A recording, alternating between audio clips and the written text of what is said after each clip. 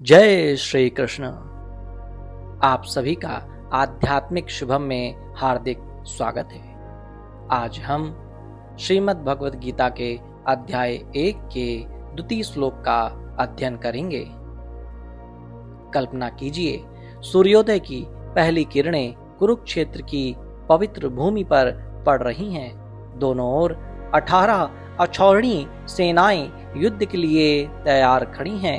हजारों रथ, विशाल हाथी, असंख्य घोड़े और लाखों योद्धाओं की आंखों में केवल एक ही संकल्प, आज निर्णायक युद्ध होगा। इसी बीच कौरवों का राजा दुर्योधन अपनी सेना के बीच खड़ा होकर सामने देखता है और अचानक उसका चेहरा बदल जाता है। उसने ऐसा क्या देखा? क्या वह पहली बार भयभीत हुआ या उसके मन में कोई और योजना जन्म ले रही थी? आज का यह श्लोक उसी रहस्य का द्वार खोलता है। संजय उवाच दृष्ट्वा तु पांडवानीकं व्यूढ़ं दुर्योधनस्तदा आचार्यम् उपसंगम्य राजा वचनं ब्रवीत। संजय बोले, जब राजा दुर्योधन ने युद्ध के लिए पूरी तरह व्यवस्थित पांडव सेना को देखा, तब वह अपने गुरु द्रोणाचार्य के पास गया और उनसे बातें करने लगा। पहली नजर में यह साधारण लगता है, लेकिन यही क्षण पूरे युद्ध की मनोवैज्ञानिक शुरुआत है। कल्पना कीजिए, कैमरा धीरे धीरे पांडव सेना की ओर बढ़ता है। सबसे आगे धृष्टद्युम्न, एक ओर भीम, दूसरी ओर अर्जुन, युधिष्ठिर शांत लेकिन दृढ़, सात्यकी, विराट, द्रुपद, अभिमन्यु, हर योद्धा अपने स्थान पर। कोई घबराहट नहीं, कोई अव्यवस्था नहीं, पूरा व्यूह बिल्कुल सटीक। दूर खड़ा दुर्योधन यह सब देख रहा है।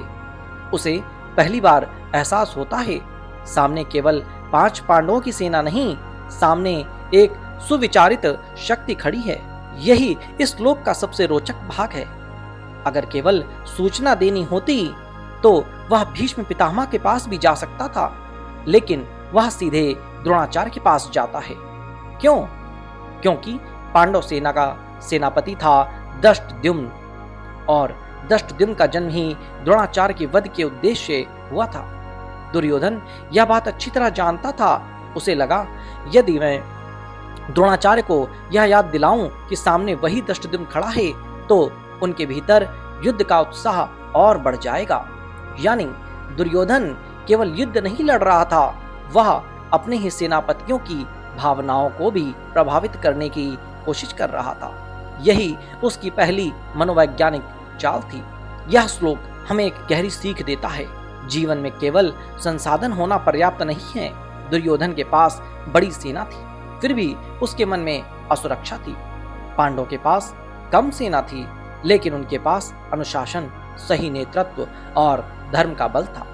आज भी जब कोई व्यक्ति पूरी तैयारी करता है, तो उसका आत्मविश्वास भीतर से आता है, और जो केवल बाहरी शक्ति पर भरोसा करता है, वह छोटी सी चुनौती देखकर भी विचलित हो जाता है। अपने आप से एक प्रश्न पूछिए, क्या मैं किसी कठिन परिस्थिति में पहले घबरा जाता हूँ या उसे समझकर सही रणनीति बनाता हूँ? यही इस श्लोक की सबसे बड़ी शिक्षा है। यदि आपको श्रीमद् भगवत गीता के इस श्लोक का यह विस्तृत विश्लेषण पसंद आया हो, तो वीडियो को लाइक करें और अपने प्रियजनों के साथ अवश्य साझा करें।